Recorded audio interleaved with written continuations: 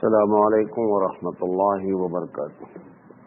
الحمد للہ رب العالمین والعاقبۃ للمتقین والصلاۃ والسلام علی رسولہ الکریم۔ محترم حضرات، ہم منتخب حدیث سے درس حدیث آپ کے سامنے پیش کر رہے ہیں اور آج اس کا درس نمبر 13 ہے اور حدیث نمبر 11 ہے ایمانیات پر۔ بسم اللہ الرحمن الرحیم۔ عن طلحہ بن عبید اللہ رضی اللہ تعالی عنہ قال قال النبی صلی اللہ علیہ وسلم انی لعالم کلمة لا يقولها رجل يحذره الموت الا وجد روحه لها روحا حتى تخرج من جسده وكانت له نور يوم القیامہ۔ رواہ ابو یعلا، اور یہ حدیث جو ہے وہ صحیح ہے۔ طلحہ بن عبداللہ رضی اللہ تعالی عنہ کہتے ہیں کہ اللہ کے رسول صلی اللہ علیہ وسلم نے فرمایا کہ انی لعالم کلمۃ، میں ایک ایسا کلمہ جانتا ہوں۔ حضور فرما رہے ہیں کہ لا یقولها رجل یحذره الموت الا وجد روحه لها روحا، کہ کوئی بھی آدمی اگر اپنی موت کے جس وقت اس کے اوپر موت طاری ہو اور اس سے پہلے یہ کلمے کو اگر وہ کہے گا تو اس کی روح کو ایک قسم کا سکون ملے گا۔ روحہ لہا روحن، اس کی روح کو جسم سے نکلتے وقت سکون ملے گا۔ حتی تخرج من جسدہ، یہاں تک کہ جب وہ جسم سے نکلنے لگے۔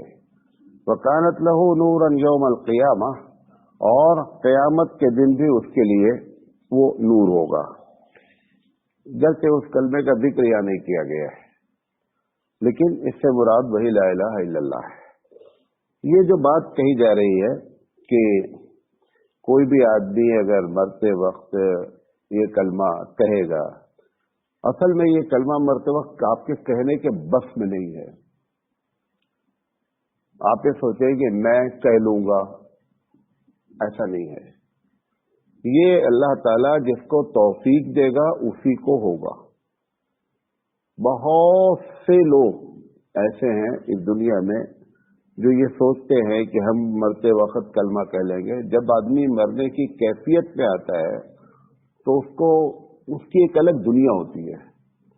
اس وقت رب ذوالجلال کی مدد سے ہی وہ یہ کلمہ کہتا ہے۔ رب ذوالجلال مدد کس کی کرتا ہے، یہ ایک سوال ہے۔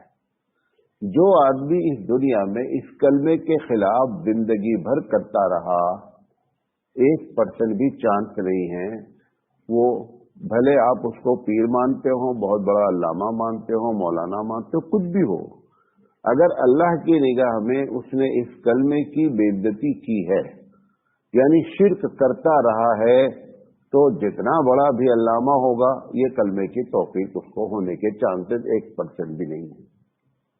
تو رب ذوالجلال اس کو دیتا ہے۔ بہت کبھی کبھی آپ دیکھیں کہ بہت آدمی خراب ہوتا ہے، بڑے گناہ کیے رہتا ہے، اور وہ اس کلمے کو آخری وقت میں کیا ہے کہتا ہے۔ اس کا مطلب کیا ہوتا ہے کہ گناہ تو اس نے بہت کیے ہیں لیکن توحید کے خلاف والا گناہ نہیں کیا ہے، جس کو شرک جلی کہتے ہیں۔ شرک کی بھی 2 قسم ہوتی ہے، ایک چھوٹا شرک کہہ لیں آپ، چھپا ہوا شرک، اور ایک اوپنلی شرک ہوتا ہے۔ جیسے ایک آدمی قبر پہ جا کے سجدہ کیا تو اس نے اوپنلی شرک کیا ہے، اس میں کوئی ڈھکی چھپی بات نہیں ہے۔ طواف کیا قبر کا تو ڈھکی چھپی بات نہیں ہے۔ محبوب سبحانی کے کٹے پہ جا کر کے رومال باندھ کر آ رہا ہے، اللہ معلوم ہوا کیا کرتا ہے اس چبوترے پر، تو یہ سب جلی شرک ہے، ڈائریکٹ شرک ہے۔ تو اس کی زندگی میں ہم سمجھ رہے تھے کہ نہیں شراب کیا تھا اور کیا کہتے ہیں بہت سے لوگوں کا یہ کیا کہتے ہیں گناہ کیا ہے، وہ آپ کی نگاہ میں بہت برا ہے، لیکن توحید کے خلاف نہیں کیا ہے۔ اگر توحید کے خلاف نہیں کیا ہے تو جس کو ہم برا جانتے رہے ہیں وہ اللہ ایسے لوگوں کو بھی کیا کرتا ہے، توفیق عطا فرما دیتا ہے۔ ایک معنی تو اس کا یہ ہے۔ قرآن مجید کی ایک آیت ہے اور نکاح کے محفلوں میں پڑھی بھی جاتی ہے کہ وَلَا تَمُوتُنَّ إِلَّا وَأَنْتُمْ مُسْلِمُونَ، کہ یہ جو اسلام کا سودا ہے جو ہمارے اوپر سوار رہتا ہے، ہماری زندگی کا ایک مقصد ہے، یہ ایسا نہیں ہے کہ آپ وقتی طور پر کچھ دیر مسلمان ہوں پھر جب بھی چاہیں تو اپنی مرضی سے ہوں، کیونکہ مسلمان کے ایک معنی ہوتے ہی ہیں ہتھیار ڈالنے کے۔ جب کسی آدمی کے سامنے کوئی سرنڈر ہوتا ہے، ہتھیار ڈالتا ہے، تو اس کا یہ مطلب نہیں ہوتا ہے کہ میں آدھا گھنٹہ آپ کے ماتحت ہوں اور 2 گھنٹہ میں آزاد ہوں۔ 24 گھنٹے ہم کیا ہیں؟ انڈر میں ہی ہیں۔ کس کے؟ اللہ اور اس کے رسول کے ماتحت ہیں۔ تو اسلام آخری وقت تک ہمارے ساتھ رہنا چاہیے، ایسا نہیں ہے کہ یہ وقتی طور پر آنے جانے والی بات۔ اور اس کا طریقہ کیا ہے؟ اس کا طریقہ، بہترین طریقہ یہ ہے کہ جب ثواب کی نیت سے کوئی کام کریں تو ایک مرتبہ ضرور دیکھیں، ضرور سوچیں ہمارا اللہ، ہمارے رسول، ہمارے صحابہ کا عمل کیا کہہ رہا ہے اس ثواب حاصل کرنے کے بارے میں۔ بقیہ چیزوں میں تو ادھر ادھر ہو جاتا ہے تھوڑا موڑا، لیکن ثواب کے معاملے میں ڈنڈی قطعی نہیں مارنا چاہیے، عبادت کے طریقے میں ڈنڈی قطعی نہیں مارنا چاہیے۔ تو آخری وقت تک جو قرآن نے کہا کہ وَلَا تَمُوتُنَّ إِلَّا وَأَنْتُمْ مُسْلِمُونَ، کہ تمہارا انتقال نہ ہو اس حال میں کہ تم ہر حال میں مسلمان ہی رہو۔ وہی بات یہاں پر کہی جا رہی ہے حبیب مصطفیٰ صلی اللہ علیہ وسلم کہ میں وہ کلمہ جانتا ہوں کہ اگر آخری وقت میں کوئی آدمی کہے گا تو اس کو اس دنیا میں بھی فائدہ پہنچے گا اور آخرت میں بھی فائدہ۔ دونوں باتیں یہاں پر کہہ دی گئی ہیں کہ جب وہ جان نکلے گی اس وقت بھی اس کا فائدہ وہ روح محسوس کرے گی، بڑے سکون سے روح نکل جائے گی۔ دیکھیں یہ بھی آپ کو بتا دیں، یہ سکون جو لفظ میں نے استعمال کیا، یہ کسی آدمی کی خرابی کے مقابلے میں سکون کا لفظ ہے، نہیں سمجھے بات؟ ایک آدمی بڑا نیک ہے اور موت کے وقت میں بہت اس کے پسینہ آ رہا ہے، پریشان ہو رہا ہے، یہ جو آپ دیکھ کر کے یہ فیصلہ نہیں کریں کہ یہ بہت خراب آدمی ہے۔ موت کے وقت سکون کا مطلب یہ ہے کہ وہ جو دوسروں کے اوپر کیا کیا گزری اس مقابلے میں اس کو سکون ہے۔ نبی کریم حضرت عائشہ صدیقہ رضی اللہ تعالیٰ عنہ فرماتی ہیں کہ میں یہی سمجھتی تھی کہ جو بہت نیک ہوتے ہیں ان کی روح ایسے نکل جاتی ہے جیسے کہ جو ہے وہ مطلب کچھ پتہ ہی نہیں چلتا، میں یہ سمجھتی تھی۔ جب یہ نبی کریم صلی اللہ علیہ وسلم کا جب وفات ہوئی تو نبی کریم صلی اللہ علیہ وسلم کا سر مبارک حضرت عائشہ صدیقہ رضی اللہ تعالیٰ عنہ کی گود ہی میں تھا، اور نبی کریم صلی اللہ علیہ وسلم کی جب کیفیت انہوں نے دیکھی موت کے آخری وقت میں کہ مطلب پسینے ہیں، تو اس سے پھر انہوں نے کہا کہ میں اپنے نظریے کو میں نے کیا کیا کہ نہیں، میں جو سمجھ رہی تھی وہ صحیح نہیں ہے، یہ تو دنیا کا سب سے اعلیٰ افضل انسان ہے، حبیب مصطفیٰ صلی اللہ علیہ وسلم سب سے دنیا کے اعلیٰ افضل انسان ہیں اور ان کے ساتھ ایسا معاملہ ہے، لہذا یہ آپ اس طریقے سے اندازہ سکون کا نہیں لگائیں۔ سکون کی کیفیت ایک آدمی جسم سے پریشان ہو اور اندر سے مطمئن ہو، اصل وہ سکون ہوتا ہے، جس کو مرنے کا خوف نہیں ہے، اندر سے بہت مطمئن ہے، یہ کیفیت۔ وہ جو ظاہری کیفیت ہے روح کے جانے کی وجہ سے جسمانی طور پر تکلیف ہونا ایک الگ چیز ہے، لیکن روحانی طور پر بندے کو اطمینان ہونا کہ میں اپنے رب سے ملنے جا رہا ہوں، یہ ایک الگ کیفیت ہے۔ وہ کیفیت کیا ہوتی ہے؟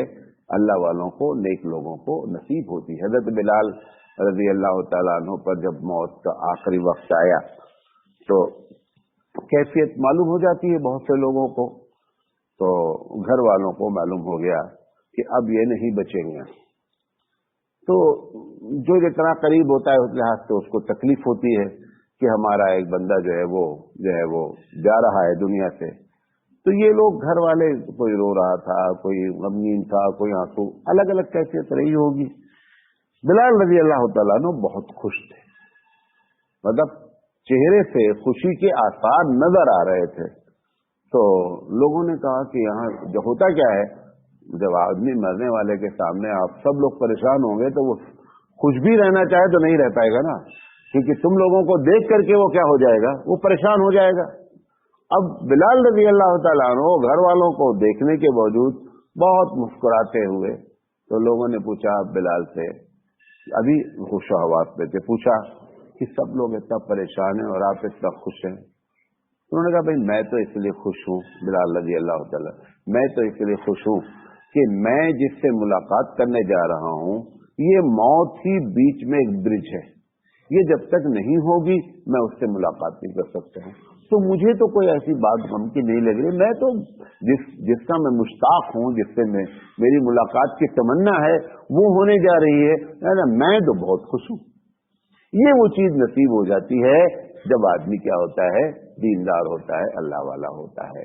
تو یہ ایک معنی تو یہ ہے کہ یہ مومن کے ساتھ، لیکن اتفاق ایسا ہے اس حدیث میں جو لفظ حضور اکرم صلی اللہ علیہ وسلم نے استعمال فرمایا کہ لا یقولها رجل، اس میں رجل کا لفظ استعمال کیا گیا، یہ اس کی دوسری تشریح آپ کے سامنے پیش کر رہا ہوں کہ کوئی بھی آدمی ایکس وائی زیڈ، یہاں پر مومن کی قید نہیں، ایسا بھی ہو سکتا ہے اس حدیث کی تشریح میں مانا کہ ایک آدمی آخری وقت میں اس کو بات سمجھ میں آ گئی کہ اب تک جو کچھ میں نے کیا ہے وہ غلط کیا ہے، اور عین آخری وقت میں اس نے کلمہ پڑھ لیا، اب اس کی سمجھ میں آئی بات، یہ اللہ ہی جانتا ہے کہ کون کس کا وقت ہوتا ہے ایمان قبول کرنے کا، اس کے لیے ہم ٹھیکیدار نہیں ہیں۔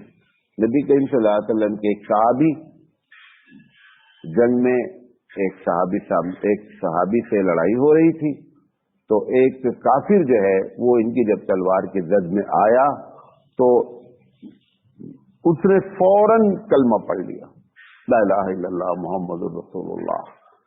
یہ صحابی نے وہ کلمہ پڑھنے کے باوجود بھی جو ہے اس کو مار دیا، اور مارنے کے بعد جب یہ مار دیا تو دوسرے صحابی نے بھی اس بات کو سنا تھا کہ وہ کلمہ پڑھ رہا، اس کے باوجود تلوار چلائی گئی۔ تو جب جنگ ختم ہو گئی تو اللہ کے رسول صلی اللہ علیہ وسلم کے پاس یہ معاملہ لایا گیا، انہوں نے کہا رسول یہ فلاں صاحب نے ایک ایسے شخص پہ تلوار چلائی کہ جس نے لا الہ الا اللہ محمد رسول اللہ پڑھ دیا تھا۔ تو انہوں نے ایک لاجیکلی منطقی فطری باتیں کی صحابی نے، انہوں نے کہا رسول وہ جب دیکھا کہ میں حاوی ہو گیا ہوں اور اب میں اس کو قتل ہی کر دوں گا، تو اس نے اپنے قتل کے خوف سے انہوں نے کلمہ پڑھ لیا۔ یہ انہوں نے دلیل پیش کی، اور دلیل دیکھنے کے لحاظ سے کیا ہے سمجھ میں آ رہی، انسان ہے سامنے، انسان موت کو دیکھ کر کے تو اچھے اچھے لوگ کاپ جاتے ہیں۔ تو حضور اکرم صلی اللہ علیہ وسلم نے اس صحابی کو یہ نہیں کہا کہ ہاں تم بات صحیح کہہ رہے ہو، ایسا ہوتا ہے۔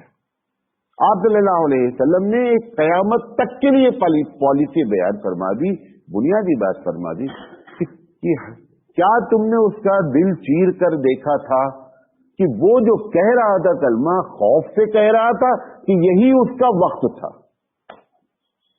یعنی یہی اس کے ایمان قبول کرنے کا وقت تھا۔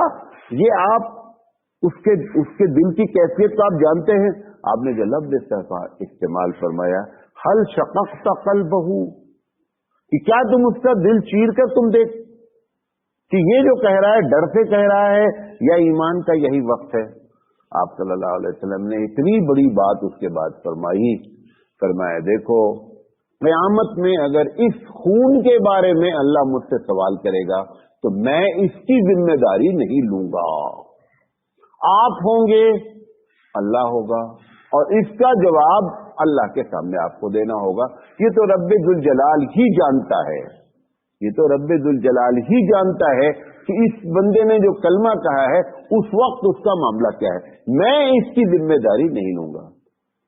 یعنی کتنی بڑی بات ہو گئی کہ اس پورے، اور ایک قطرہ خون بھی کوئی آدمی اگر کسی کا ناحق بہا دیتا ہے تو آپ اندازہ کریں کہ اللہ کے نزدیک وہ کتنا بڑا مجرم ہے، اس کا آپ اندازہ نہیں کرتے۔ کیوں؟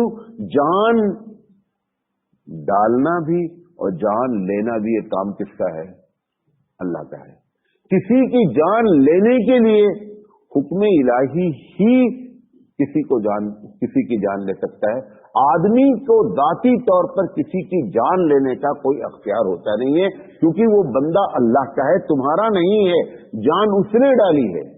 لیکن اللہ کے رسول صلی اللہ علیہ وسلم نے اس بنیاد پر فوراً فرما دیا کہ میں اس قتل کا ذمہ دار نہیں ہوں۔ یہ تو جو لوگ کہتے ہیں کہ اللہ کے رسول سب کچھ جانتے ہیں، یہ حدیث دیکھیے، فوراً حضور کو کہنا چاہیے تھا کہ جو تم نے کیا بہت اچھا کیا، میں جانتا ہوں جی کہ اس نے جو کچھ کہا ہے سب جھوٹ کہا ہے، ایسے کہہ سکتے تھے۔ صحابی کا دل بھی بڑا ہو جاتا، ان کے حوصلے بھی بلند ہو جاتے، وہ جو گلٹی فیل کر رہے تھے وہ بھی ختم ہو جاتی۔ لیکن حضور صلی اللہ علیہ وسلم انسان ہیں، جو کیفیت ہونی چاہیے تھی وہی کیفیت ہوئی، اور اللہ کے رسول صاحب کہہ دیا میں اس کا ذمہ دار نہیں ہوں۔ اس لیے ایسا بھی ممکن ہے کہ یہاں پہ جو لفظ رجل استعمال کیا، لا یقولھا رجل، کہ کوئی بھی آدمی اگر یہ کلمہ، اللہ تعالیٰ کسی کو توفیق، اسی لیے کہا جاتا ہے، احتیاطی طور پہ کہا جاتا ہے کہ کافر جب مر گیا تو بھی اس کو کافر کہو نہیں۔ ہو سکتا ہے کہ اس نے آخری وقت میں کیا کر لیا ہو، کلمہ پڑھ لیا ہو، آپ زندگی میں اس کی کیفیت کو دیکھ کر کافر بولیں یہ تو سمجھ میں آتی ہے بات، لیکن مر گیا ایک آدمی تو اس کو احتیاطی پہلو بیان کیا گیا ہے، ہم کو ادب سکھلایا گیا ہے کہ آپ اس کو بھی کافر نہیں کہیں۔ ہو سکتا ہے اللہ تعالیٰ اس کو توفیق دے دیا ہو، یہ کسے معلوم ہے۔ تو اگر یہ بات ہے اس حدیث میں تو یہ دوسرا معنی بھی نکل سکتا ہے کہ اگر آخری وقت میں بھی اس نے کہا ہے تو بھی دنیا میں بھی اس کو فائدہ حاصل ہوگا اور آخرت میں بھی اس کو فائدہ نصیب ہوگا۔ یہاں پہ خاص جو استعمال کیا گیا لفظ وَكَانَتْ لَهُ نُورًا يَوْمَ الْقِيَامَةِ، کہ قیامت کے دن اس کے لیے وہ کلمہ نور ثابت ہوگا، کیونکہ قیامت میں جو اندھیرے کا جو تذکرہ ہے وہ سب سے خطرناک اندھیرا جو ہے وہ اندھیرا وہ ہے جس وقت بندہ پل صراط پر سے گزرے گا۔ وہ جو پل ہے جو جہنم کے اوپر رکھا ہوا ہے اور بغیر اس پل کو کراس کیے ہوئے کوئی آدمی جنت میں نہیں جا سکتا۔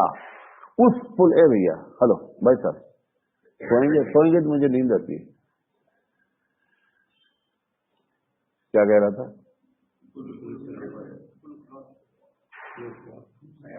ہاں، تو وہ جو پل ہے وہ پل نہایت اندھیرے والا ہے۔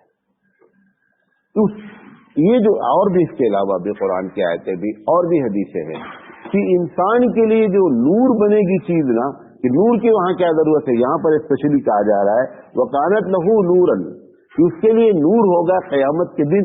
یہ اس جگہ پر بھی کام آئے گا جہاں پر انسان کو سخت ضرورت ہوگی۔ قرآن کی آیت ہے نا کہ نل تمس نورن، ایسے الفاظ آئے ہیں کہ جب وہ گزرنے لگے گا تو پیچھا آگے والے سے پیچھے والے کہیں گے جن کے لیے نور نہیں ہے کہ رک جاؤ اور ہم بھی تمہارے ساتھ ساتھ کراس کر جائے۔ جیسے گاؤں میں ٹارچ ایک لیے رہتا ہے اور پیچھے اس کے 4 آدمی گزرتے رہتے ہیں، وہ ایک ٹارچ دکھلاتا ہے اور پیچھے اس کے 4 جاتے رہتے ہیں، تو وہ کہے گا کہ جو آگے جائے گا کہ یہاں پہ سب آدمی کا نور اپنا اپنا، اپنی ٹارچ الگ ہے، اپنی ٹارچ پیچھے تلاش کر لو، یہاں پہ کسی کے ٹارچ کے سہارے کوئی نہیں جا پائے گا، کوئی بھی نہیں جا پائے گا۔ اسی لیے نبی کریم صلی اللہ علیہ وسلم کی ایک سفارش کے بارے میں ہے کہ اللہ کے رسول صلی اللہ علیہ وسلم پل صراط پر اسپیشلی جو ہے وہ سفارش کریں گے۔ اب وہ کن کی کریں گے یہ اللہ ہی بہتر جانتا ہے، کب وہ کریں گے یہ بھی اللہ ہی بہتر جانتا ہے، شروع سے آخر تک کریں گے یہ بھی اللہ ہی بہتر جانتا ہے۔ ان تمام سوالوں کے جواب ہمارے پاس نہیں موجود ہے۔ بہرحال یہ وہ حدیث دونوں کے لیے بیان کی جا سکتی ہے کہ لا الہ الا اللہ کی فضیلت اس کے لیے بھی ہے جو مومن ہے، اس کے لیے تو بہت زیادہ ہے، بہت زیادہ ہے۔ لیکن آخری بات کہہ کر اپنی بات کہنا چاہیں گے کہ یہ نہ سمجھیں کہ میں امت محمدی کا ہوں لہذا ہر حال میں کلمہ نصیب ہو جائے گا۔ کلمہ نصیب ہونے کے چانسز اسی شخص کو ہو جس نے لا الہ الا اللہ کے اینٹی کام شرک نہیں کیا ہو، اس کو نصیب ہونے کے 100% چانس ہیں، چاہے جتنا بھی گناہ کیا ہوگا لیکن اس کو اللہ تعالیٰ نصیب کرنے کے چانسز ہیں۔ یہ بات آپ سے کہنا چاہتے تھے۔ باخر دعوانا الحمدللہ رب العالمین۔ سبحان اللہ وبحمدہ، سبحانک اللہم وبحمدک، اشہد ان لا الہ الا انت، استغفرک و اتوب الیک۔